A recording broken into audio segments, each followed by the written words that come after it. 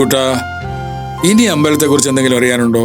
കൊറേ അപ്പൂപ്പൻ പറഞ്ഞല്ലോ, ഇനി വരട്ടെ. സംശയങ്ങൾ വരുമ്പോ അപ്പൂപ്പനോട് ചോദിക്കാം. ആ, സംശയങ്ങൾ ചോദിക്കുന്നതൊക്കെ കൊള്ളാം, പക്ഷേ എഴുതുന്ന കഥയില്ലേ ഇത് വരണം. അതുണ്ടാവും. ആ, ചേച്ചിക്ക് അമ്പലം ഇഷ്ടമായോ? ആ, ചേച്ചി എന്നെ പ്രാർത്ഥിച്ചേ? ഞാൻ പ്രത്യേകിച്ചൊന്നും പ്രാർത്ഥിച്ചില്ല. ആ, ഞാനെന്താ പ്രാർത്ഥിച്ചെന്നറിയോ? ചേച്ചിയുടെ അസുഖം പെട്ടെന്ന് മാറ്റിത്തരണേന്ന്. ആ, അത് ഭഗവാൻ കേക്കും.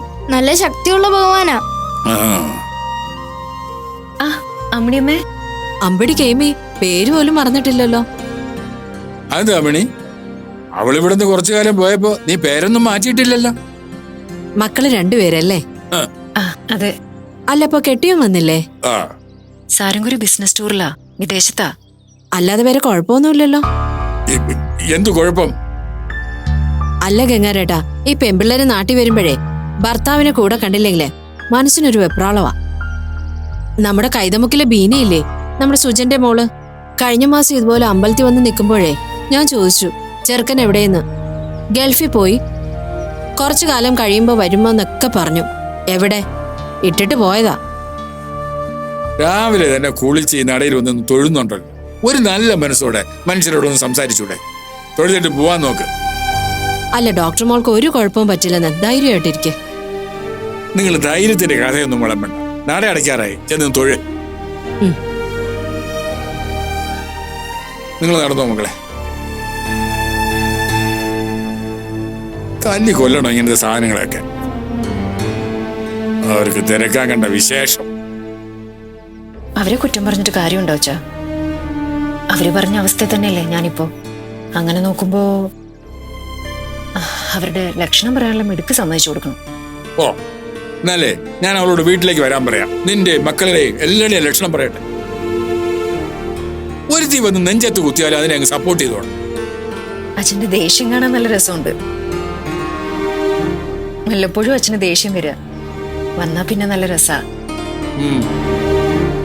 പണ്ട് അമ്മയെ പേടിപ്പിക്കാൻ വേണ്ടി കായലിൽ ചാടാൻ പോയതൊക്കെ ഓർമ്മയുണ്ടോ?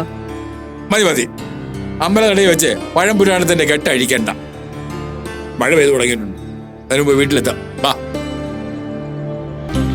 ഇവിടെയൊക്കെ വല്ലാണ്ട് മാറിപ്പോയല്ലോ അച്ഛാ. മറ്റുള്ള സ്ഥലങ്ങളിലെ മാറ്റം വെച്ച് നോക്കുമ്പോ ഇവിടെയൊന്നും അധികം മാറിയിട്ടില്ലെന്നുള്ളതാണ് സത്യം. അവിടെ ഒരു വലിയ ആഞ്ഞലുണ്ടായിരുന്നില്ലേ? ആ, അതൊരു 3 കൊല്ലം മുമ്പ് കടപുഴകി വീണു. ഒരാള് മരിച്ചാൽ കൂടുന്നത്ര ആളുണ്ടായിരുന്നു. എല്ലാവർക്കും ഓരോരോ ഓർമ്മകളല്ലേ. എന്നിട്ട് ആ മരം എന്ത് ചെയ്തു? കുറെ കഴിഞ്ഞപ്പോ അറുക്കാനുള്ള ആളുകൾ വന്നു, കൊണ്ടുപോകാനുള്ള ലോറിയും വന്നു, കൊണ്ടുപോയി. ആളുകൾ മരിക്കുമ്പോ എല്ലാരും കൂടുന്നു പറഞ്ഞിട്ട്, അങ്ങനെയാണെങ്കിൽ ആ മരത്തിനെ കുഴിച്ചിടാമായിരുന്നില്ലേ? നന്നായി. എന്നാ പിന്നെ ഇവിടെ നിന്ന് അവിടം വരെ ഒരു വലിയ കുഴി എടുക്കേണ്ടി വന്നേനെ. ഒന്നും മിണ്ടാതിരിക്കടാ, പൊട്ടത്തരം ചോദിക്കാതെ.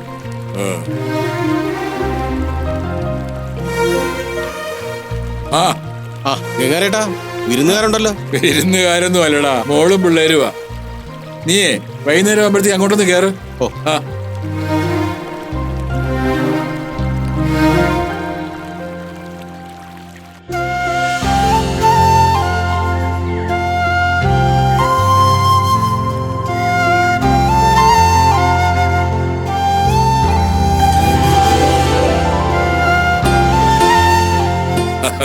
കണ്ടോ കണ്ടോ, അമ്മ പോകുന്ന കണ്ടോ?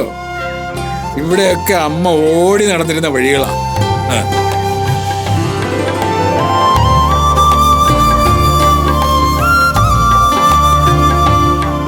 അമ്മേ, ഏത് കൂട്ടാ, അമ്മയ്ക്ക് എന്ത് സന്തോഷാന്നറിയോ ഇതിൽ കൂടെയൊക്കെ നടക്കാൻ.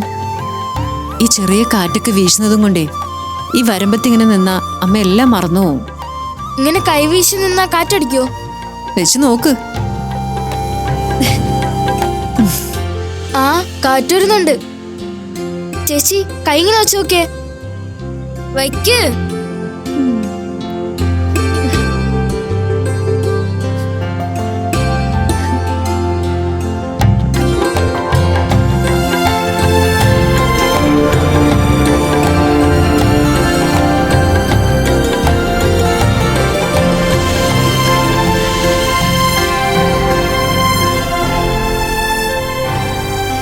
കുറെ നഷ്ടങ്ങൾ ഓർമ്മ വരുന്നു അച്ഛാ. ഇതൊക്കെ വലിച്ചെറിഞ്ഞിട്ടിട്ട് എങ്ങോട്ടാ പോയത്? എന്താ നേടിയത്? ഒന്നുമില്ല. കുറെ തിരക്കും ബഹളവും പണത്തിന്റെ കണക്കും തമ്മിലുള്ള വഴക്കും, അല്ലാതെ ഒന്നുമില്ല. ഞാൻ അപ്പോഴേ പറഞ്ഞതല്ലേ, ഇവിടെ എങ്ങാനും ഒരു വീട് നോക്കി കൂടിക്കുമെന്ന്, അല്ലെങ്കിൽ നമ്മുടെ വീട് തന്നെ എടുത്തുവന്ന്. അന്ന് സിറ്റി സിറ്റി എന്ന് പറഞ്ഞായിരുന്നു ബഹളം. എല്ലായിടത്തും ലൈഫുണ്ട്, എല്ലായിടത്തും മനുഷ്യരും ഉണ്ട്. പക്ഷെ അവിടെ ഈ കാറ്റില്ല, പച്ചപ്പില്ല, ഈ സമാധാനമില്ല.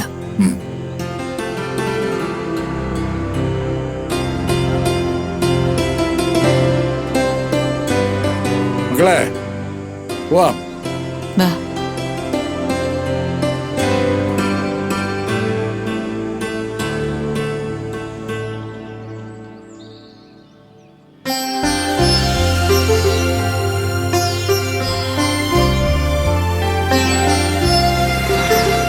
നിങ്ങൾ കണ്ടോ, ഇവിടെ വന്നപ്പോ സഡൻ ബ്രേക്ക് ഇട്ടതുപോലെ നിങ്ങളുടെ അമ്മ ഒന്ന് നിൽക്കുന്ന കണ്ടോ?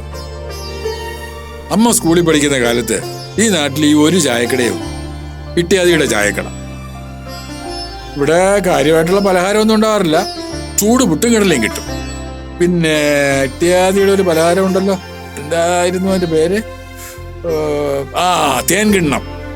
അത് ഈ അരിപ്പൊടിയുടെ അകത്ത് കുറച്ച് മധുരവും പിന്നെ എന്തൊക്കെയോ ചേർത്ത് ചെയ്യുന്നതാ. ഒരു കടി കടിച്ച തേനൊലിക്കുന്ന പോലെ തോന്നും. അമ്മ നിൽക്കുന്നത് അതിനാ. അമ്മയും കൊണ്ട് ഞാൻ സ്കൂളിലേക്ക് നടക്കുമ്പോഴേ ഇവിടെ എത്തിയാ പിന്നെ അമ്മയുടെ കാലനങ്ങില്ല. ഇട്ടിയാദി എന്താ മോളെ എന്നും ചോദിച്ച് ഒരു തേൻ കിണ്ണം എടുത്ത് കൈ വെച്ച് കൊടുത്താലേ കാലനങ്ങും. ഇട്ടിയാദി മരിച്ചിട്ടിപ്പോ 10-12 വർഷമായി. ഞാനത് നിന്നോട് പറഞ്ഞിട്ടുണ്ടായിരുന്നു. ഓർമ്മയുണ്ട് എനിക്ക്. എന്തോ പെട്ടെന്ന് ഇങ്ങോട്ട് വന്നപ്പോ ഒന്ന് നിന്നേ ഉള്ളൂ. ഇത് ബാലൻ, ഇട്ടിയാദിയുടെ ഇളയ സഹോദരനാ. പുറത്ത് കുറെ കറക്കമൊക്കെ നടത്തിയിട്ട് വീണ്ടും തിരിച്ചു വന്ന് ചേട്ടന്റെ കട തന്നെ അങ്ങ് തുടങ്ങി. എങ്ങനെയുണ്ട് പല കച്ചവടമൊക്കെ? കുഴപ്പമില്ല ഗംഗാരേട്ടാ, നന്നായിട്ട് പോകുന്നുണ്ട്. എന്നാ പിന്നെ ഓരോ ചായ എടുത്തോ. ശരി ഗംഗാരേട്ടാ. എന്തെങ്കിലും പലഹാരം കൂടി ആയിക്കോട്ടെ. ഇതേ പണ്ട് ഞങ്ങള് ചങ്ങാതിമാര് ഒന്നിച്ചിരുന്ന് പാചകം ഒഴിച്ചിരുന്ന സ്ഥലമാണ്. അതിൽ പലരും ഇന്ന് ജീവിച്ചിരിപ്പില്ല. കുറെ നാള് കഴിഞ്ഞപ്പോ ഓരോരുത്തരായിട്ട് വരാണ്ടായി. പിന്നെ ഓരോരോ അസുഖങ്ങള്, വരാതിരിക്കാൻ ഓരോരോ കാരണങ്ങള്, അത്രയൊക്കെ തന്നെ. യാമി മോളെന്താ ഒന്നും മിണ്ടാത്തെ? ഒന്നുമില്ല അപ്പൂപ്പ, ഞാനെല്ലാം കാണുന്നുണ്ട്, നിങ്ങൾ പറയുന്നൊക്കെ കേൾക്കുന്നുണ്ട്.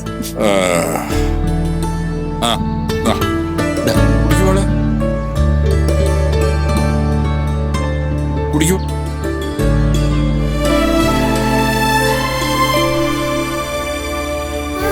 എടാ ഏത് കൂട്ടാ, ഇങ്ങനെ നിന്ന് നീ ചായ കുടിച്ചിട്ടുണ്ടോ ഏതെങ്കിലും ഒരു കടയിൽ നിന്ന്?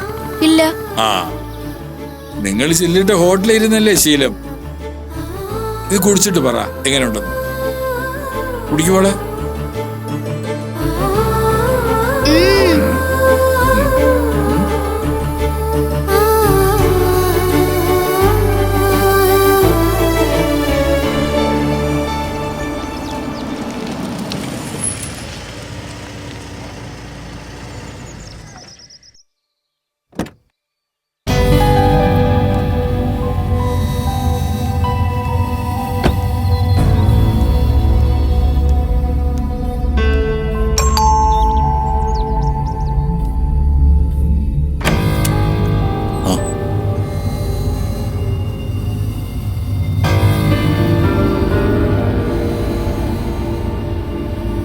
മൈ ഗോഡ്, ഇതെന്താ സാരംഗ്?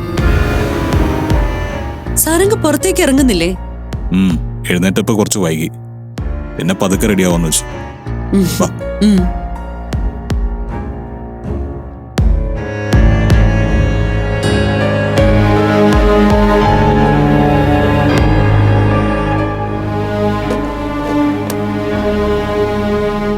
എന്തുപറ്റി? ഒട്ടും എനർജറ്റിക് അല്ലല്ലോ. നത്തിങ്.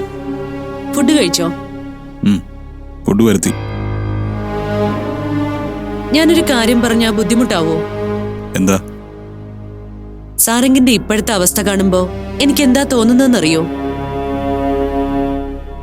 ഒരു നിമിഷം പോലും ഭാര്യയെ പിരിഞ്ഞ് ജീവിക്കാൻ ഇഷ്ടമില്ലാത്ത ഒരാള് ഭാര്യ പോയതിനു ശേഷമുള്ള ശൂന്യതയിൽ ഇരിക്കുന്നത് പോലെ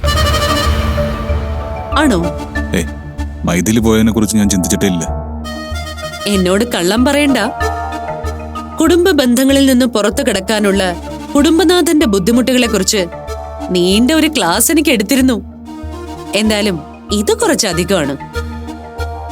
മായ ഓഫീസിലേക്ക് ചെല്ല്, ഞാനൊരു 1 അവറിലെത്താം. എനിക്ക് തിരക്കില്ല. ആദ്യം സാരംഗൊന്ന് സ്റ്റഡി ആവട്ടെ. കോഫിയോ ചായയോ എന്തെങ്കിലും വേണമെങ്കിൽ ഞാനിടാം. ഏയ് വേണ്ട. ഓ,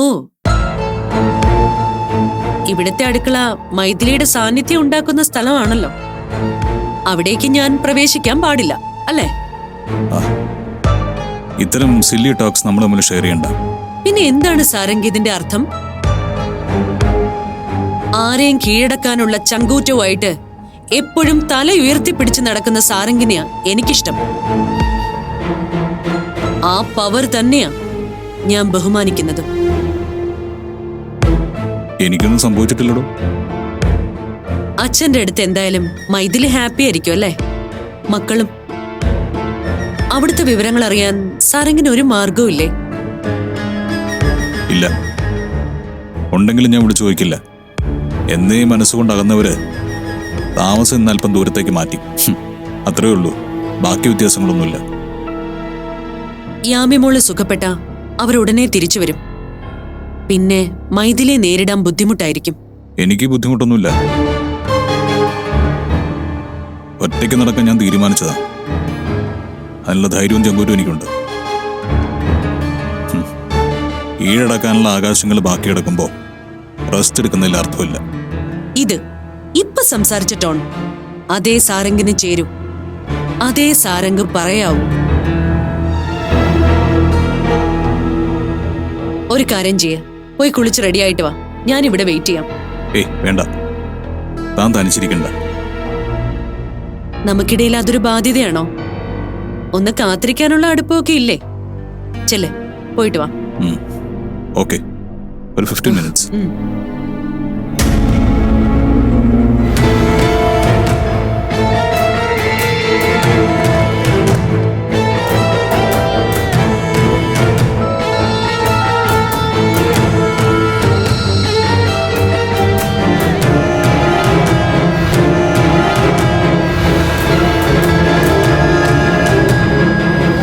നീ പറഞ്ഞ പോലെ ഒരു ക്ലിനിക്കിന്റെ കാര്യം അരുൺ ചിന്തിക്കോ?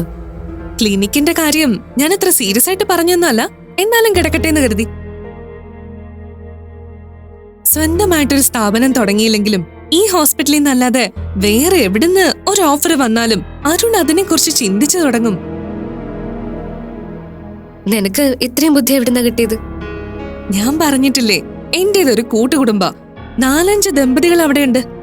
അവരുടെ ജീവിതത്തിലേക്ക് വെറുതെ ഒന്ന് നോക്കിയാൽ മതി, കുറേ കാര്യങ്ങൾ പഠിക്കാൻ പറ്റും. എന്തായാലും അരുൺ ഡോക്ടർ മൈഥിലിയോടൊപ്പം നിൽക്കുന്നത് ഇന്ന് നിനക്ക് പേടിയുണ്ടാക്കുന്നൊരു കാര്യ അല്ലേ? ഇപ്പൊ അങ്ങനെയൊന്നുമില്ല.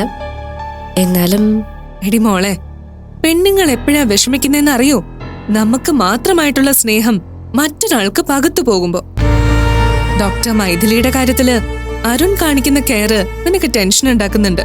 അത് നീ ഇല്ലാന്ന് എങ്ങനെ പറഞ്ഞാലും. അപ്പൊ നീ എന്താ ചെയ്യണ്ടേ? പതുക്കെ പതുക്കെ അരുണിനെ പോലും തിരിച്ചറിയാൻ പറ്റാത്ത വിധത്തില് അരുണിനെ അങ്ങ് പറിച്ചു മാറ്റണം. ഇപ്പോ നിന്നെ കൊണ്ട് അതിന് സാധിക്കുമെന്ന് എനിക്ക് വിശ്വാസമുണ്ട്. ഞാനിതൊന്നും നേരിട്ട് പറഞ്ഞിട്ടില്ല. നേരിട്ട് പറയാനേ പാടില്ല. ഭർത്താവിനോടുള്ള നമ്മുടെ നിർബന്ധങ്ങള് സ്ട്രിക്റ്റ് ആയിട്ട് പറയരുത്.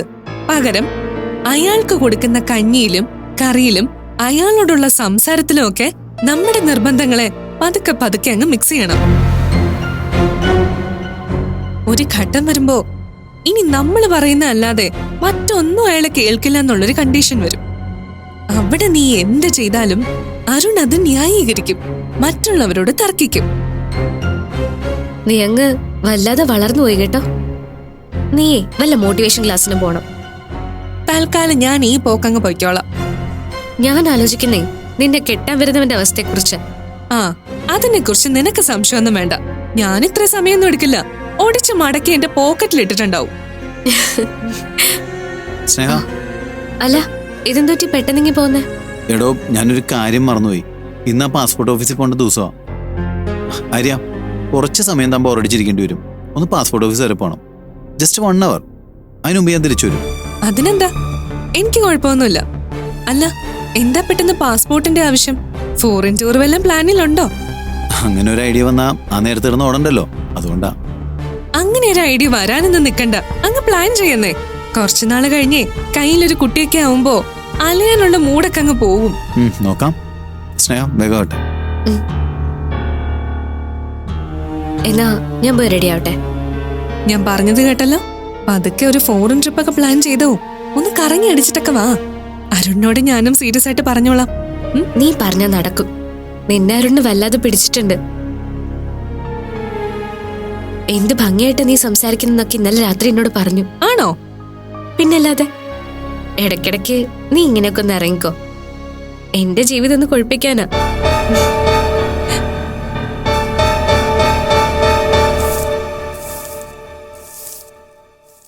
ഇവിടെ ആരുമില്ലേ? ഇവിടെ ആരുമില്ലേ?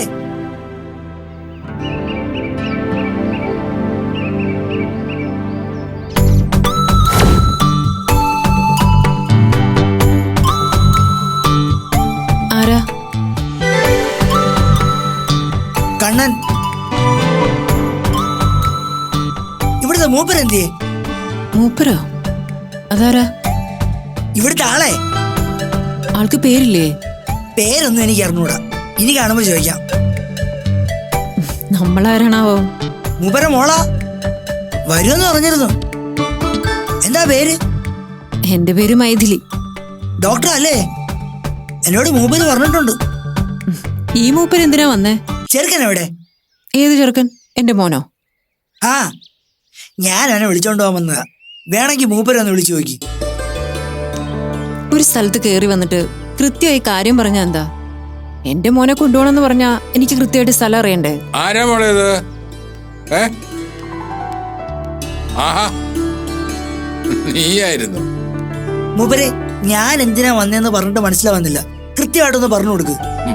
മോളെ, യദുകുട്ടന് പുഴയിലെ ചൂണ്ടയിടാൻ പോണോന്ന് പറഞ്ഞില്ലേ? അവനെ കൊണ്ട് പോവാനാ ഇദ്ദേഹത്തിന്റെ വരവ്. ഇവനാ ഈ പുഴയിലെ മീനിനെ മൊത്തം തപ്പിയെടുക്കുന്നത്. ഓ, ആ ആളേതാച്ചാ? ആള് നീ പറഞ്ഞാലും നീ അറിയാൻ സാധ്യതയില്ല. ഒരു 10-15 വർഷം മുമ്പ് ഇവനും അവന്റെ അച്ഛനും കൂടി വേറെ ഏതോ നാട്ടിൽ നിന്ന് വന്ന് ഇറങ്ങിയതാ. ഇവന്റെ അച്ഛൻ ഒരു സൈക്കിൾ റാലിക്കാരനായിരുന്നു. പിന്നെ വയസ്സായപ്പോ നിർത്തി. കുറച്ചു കാലം കഴിഞ്ഞപ്പോ മരിച്ചു പോവുകയും ചെയ്തു. ഇവനും അവന്റെ അമ്മയും ഉണ്ട്. അവർക്ക് നല്ല സുഖമൊന്നുമില്ല. ഇവൻ എല്ലാവർക്കും ഒരു സഹായിയായിട്ടും കൂടി. മോനെ യദുകുട്ടാ. എന്തോ? ആ, മോന് ചൂണ്ടയിടാൻ പോണെന്നല്ലേ പറഞ്ഞത്? ആള് വന്നിട്ടുണ്ട്. വയ്ക്കോ. അല്ലാച്ചാ മോനെ തനിച്ച്? ഇവിടെ തനിച്ച് എങ്ങോട്ട് പോയാലും എന്താ മോളെ? കണ്ണ നോക്കിയോളും. അക്കാര്യത്തിലൊന്നും നിനക്ക് ഒരു പേടിയും വേണ്ട. അതെ, ചെറുക്കനെ കൊണ്ടുപോയിട്ടുണ്ടെങ്കിൽ അതുപോലെ എന്നെ തിരിച്ചുകൊണ്ട് വിടുകയും ചെയ്യും. അത് മൂപ്പർക്ക് നന്നായിട്ട് അറിയാം. എന്തോടാ നിന്റെ പേര്? യദു. ദാ വിടി, വാ. അമ്മേ, ഞാൻ പോട്ടെ. സൂക്ഷിക്കുന്ന മോനെ, ഒരുപാട് വൈകാതെ ഇങ്ങോട്ട് വരുവും വേണം.